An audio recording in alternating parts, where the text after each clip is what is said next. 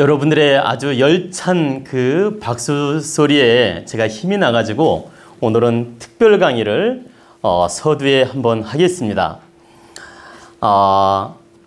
여러분들은 처녀총각도 이 자리에 계시겠지만 대체적으로 이렇게 결혼하시고 자녀를 둔 분이 많이 계실 겁니다. 그러면 자녀를 두셨는데 자녀들이 지금 뭐 초중고생이 있을 수도 있고 또 대학생이 있을 수도 있고 또 이제 대학 졸업하고 결혼을 앞두고 있는 자녀들이 있을 수 있을 것입니다. 근데 여러분들은 아기를 낳으면 정성껏 건강하게 잘 자라기를 바라는 마음으로 유치원 때까지 아주 열심히 키우고 또 유치원 보내는 순간부터 공부 잘하기를 바라고 초등학교, 중학교, 고등학교, 대학교 때까지 아주 공부 잘하기를 무척이나 바라면서 키울 것입니다. 그렇지 않습니까? 네. 그래서 첫째, 자녀들한테 기대하는 마음, 아무 탈 없이 건강하게 바르게 자라기를 바라고, 두 번째로는 우리 아이들이 경쟁에서 떨어지지 않고 경쟁에서 뒤처지지 않고 정말 그 공부도 잘하고 아주 정말 우등생으로 성장하기를 진심으로 바랄 것입니다. 그리고 이제 아이들이 대학도 졸업하고 이제 사회에 진출하고 또 때로는 결혼도 하고 이렇게 하면 대부분 어머니나 아버님들이 이제 내 할 일 다 했다. 그러니까 니들끼리 알아서 살아라. 이렇게 생각하는 분이 대부분이 있을 수 있습니다. 근데 우리 마음대로 되던가요? 결혼시켜놓고 나면 잘 사나 못 사나 걱정, 또 궁합이 맞나 안 맞나 걱정, 또 이렇게 손주를 잘 두나 안 두나 걱정, 또 혹시나 얼굴 붉히고 친정에 오거나 본가에 돌아오면 어때요? 이 아이들이 제대로 정말 끝까지 살까 못 살까? 응? 늘 노심초사를 또 하게 됩니다. 여러분들은 어릴 때부터 성장하고, 그러니까 어릴 때 나름대로의 자녀들에 대해서 정성과 신경을 쓰면서 키우고, 또 성장해서는 성장하는 대로 신경을 써서 키우고, 또 성장시켜가지고 결혼을 시키더라도 또 나머지 그 사는 모습을 보면서 정말 행복하게 잘 살기를 바라면서 또 나름대로의 걱정을 또 하게 됩니다. 근데 여기서 제가 핵심적으로 말씀을 드리고 싶은 그 본질적인 것은 걱정하다가 할머니 할아버지가 되고 그리고 나중에는 자녀들한테 대접받고 돌아가시는 분도 있고 대접도 못 받고 실망하고 허망 속에 빠져서 내가 인생을 어떻게 살았나? 내가 지금 무엇 때문에 이렇게 고생을 했나? 아이들을 위해서 내가 왜 이렇게 매달리면서 집착하면서 내 시간, 내 인생 하나도 없이 다 투자하면서 다 보냈나? 하면서 허무감에 빠지는 분들도 많습니다. 아마도 여기 계신 우리 도원 가족들도 그런 분이 있을 수 있습니다. 그러면 우리 도원 가족은 최소한 그런 집착이나 허망한 인생을 살면 안 되지 않습니까? 그죠? 그래서 제가 이제 말씀드리고자 하는 것이 첫째, 부모의 도리로서 21살까지, 그러니까 만 20살까지는 부모가 정성껏 그 어떤 의식 구조나 그 공부 구조나 어떤 그 인성 구조나 인성 갖춤을 말하는 겁니다. 인성 갖춤이나 이런 모든 것들을 부모가 이렇게 책임지고 관리를 하고 케어를 하면서 키워야 됩니다. 이게 부모님의 책임이에요. 의무란 얘기죠. 책임과 의무와 도리는 달라요. 그러니까 여러분들이 21살, 우리나라 나이로 21살까지 책임을 지고 의무로서 자녀 교육을 시켜야 된다는 얘기입니다. 그러니까 제가 여기서 지금 말씀드리고자 하는 것은 책임, 의무는 같은 것이고 도리는 다르다라는 거예요. 우리가 부모님한테 효도하고 자식된 역할을 하는 것은 도리예요. 의무나 꼭 책임은 아닙니다. 여러분들이 연세 드신 부모님한테 효도하고 잘해드리는 건 자식된 도리이지 절대적 의무이거나 책임은 아니에요. 근데 아이들을 바르게 성장시키고 키우는 것은 21살까지 바르게 성장시키는 것은 절대적 책임이자 의무입니다. 그래서 이렇게 이제 책임과 의무를 다해서 21살까지 키웠어요. 그러면 여러분들은 아이들 본성과 본질적 기운, 본질적 그 성품, 또 본질적 능력, 재주, 성향, 성격 이런 걸 잘 고려해서 70%는 아이들 인생 스스로에게 맡겨야 됩니다. 그리고 30%만 아이들을 잘 지도하고 이렇게 아이들이 묻거나 아이들이 도움을 요청할 때 30%만 나름대로 그 부모의 역할을 하시면 돼요. 그러니까 도와야 된다 이 말입니다. 그리고 70%는 본인들의 의견을 존중해 주면서 본인이 바르게 인생을 설계해서 살 수 있도록 이렇게 사이드에서 간접적으로 후원자 역할을 하셔야 됩니다. 30% 이상을 넘게 되면 아이는 어떤 현상이 나타나게 되면 의타심이 생기게 되며 어떤 자존감이라든가 어떤 독립성이 자꾸 결렬되게 됩니다.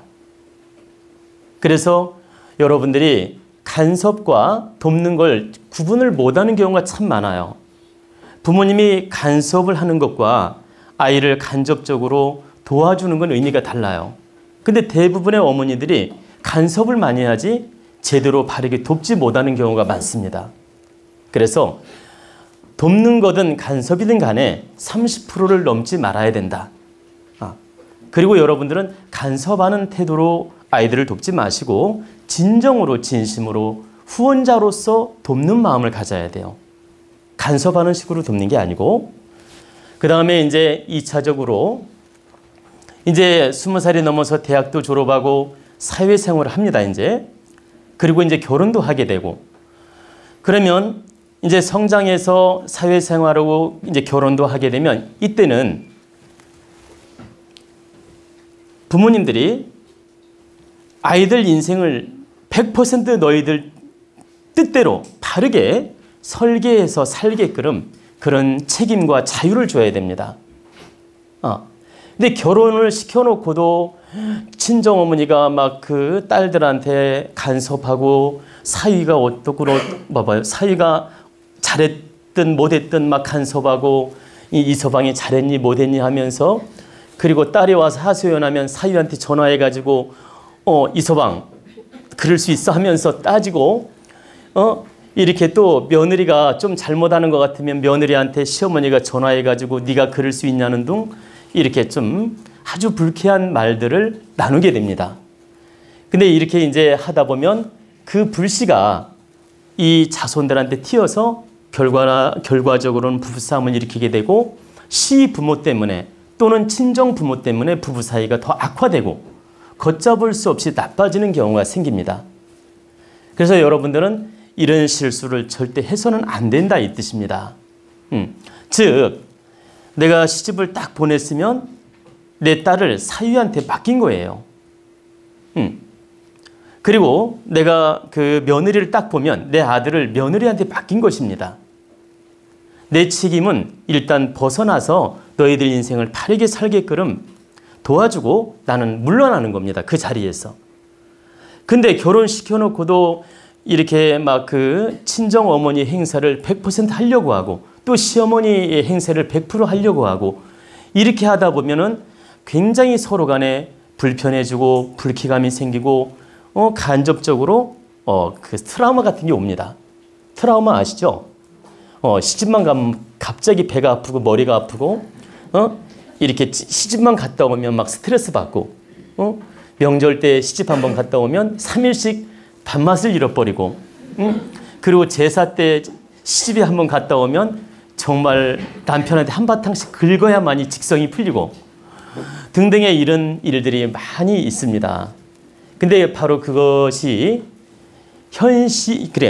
지금 그런 행위들이 현 시대에 비일비재하게 벌어지고 있는 일들이며 우리는 이렇게 집착이나 어떤 환경 속에서 서로의 갈등을 일으키고 서로에게 그 상처를 주고 서로에게 불쾌감을 주어서 자꾸 가정의 불화를 일으키게 됩니다.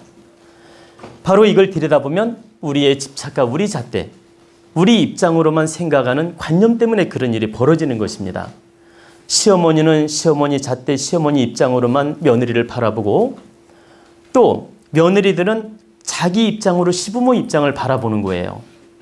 또 아들은 자기 입장으로만 아내라든가 처갓집을 바라보고 또 이렇게 장인 장모 되는 분은 또 당신 입장으로만 그 사유라든가 시댁을 또 바라보고 등등의 서로의 입장을 살피지 못하고 전부 이기적인 잣대로 몰고 가기 때문에 이런 현상이 나타납니다. 그래서 여러분들은 항상 내 입장, 내 잣대, 내 관념 이런 입장으로서 상대를 평가하거나 헤아리려고 하지 마라. 언제나 상대는 나를 위해 존재하거나 나를 위해 사는 게 아니다. 여러분, 남편도요, 여러분 부인들을 위해서 사는 게 아닙니다. 남편 자신을 위해서 사는 거예요. 그리고 부인도 남편을 위해 사는 것처럼 보이지만 절대 그렇지 않아요. 남편이 동반자이고 남편이지만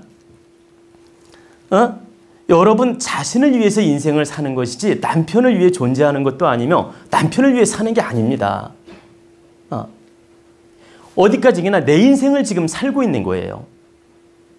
근데 상대가 내 입장을 따라주기를 바라고 내 욕심의 잣대에 맞기를 바라고 내 인생에 무조건 도움되기를 바라고 내 관념이나 생각에 맞춰주기를 바라는 욕심을 가지고 상대를 평가하거나 대한다는 얘기입니다. 그러다 보니까 내 잣대에 안 맞으면 어떻게 돼요? 불쾌하고 기분이 나쁜 거예요. 그러니까 하나만 예를 들면 나는 남편이 술 먹는 게 정말 싫어요. 근데 저녁이면 남편이 술 먹고 들어와요. 근데 이것은 보십시오. 나는 술 먹고 들어오는 게 기분 나쁘고 싫지만 남편은 즐거운 거예요. 그리고 아내는 친구들 만나서 가끔 수다도 떨고 커피숍에서 좋은 이야기도 하고 회포도 풀고 싶은 겁니다. 근데 남편은 아내가 이렇게 친구들 만나서 커피숍에서 이야기하고 또 쇼핑도 하고 이러면 그걸 굉장히 기분 나쁘게 생각하는 분도 있어요. 다 각자 그분들의 삶이고 그분들의 입장이고 그분들의 인생관이고 그분들의 어떤 삶의 모습인데 서로가 서로의 입장을 말하는 겁니다. 그런데 모든 입장은 배려하지 않고 내 잣대에 내 욕심에 맞기를 바라는 마음으로 모든 잣대를 놓기 때문에 사람들이 불쾌하고 기분 나쁘고 부싸움을 하고 자꾸 문제를 일으키는 것입니다. 심지어 아이들조차도 아이들 인생이 따로 있는 것이지 내 인생하고 꼭 관계된 게 아니에요. 무슨 말씀이냐면 아이들은 아이들 존재 가치로 인생관이 따로 있다라는 겁니다. 내 비유에 맞춰서 살아주기를 바라는 건 내 욕심이라는 거예요. 그래서 아이들의 성향이나 인격이나 어떤 삶에 있어서 부모 입장에서 잣대에 좀 안 맞더라도 아이들 또한 그 인생관을 존중해 줘야 돼요. 이건 부부뿐만 아니라 다 각자 인생은 따로 있는 것이다. 다 혈연관계, 가족관계로 연결되어 있을 뿐이지 절대적으로 내 잣대에 맞추어서 살아주라는 법칙이 없다. 살아준다면 고맙고 감사하지만 절대적으로 이건 내 욕심이라는 거예요.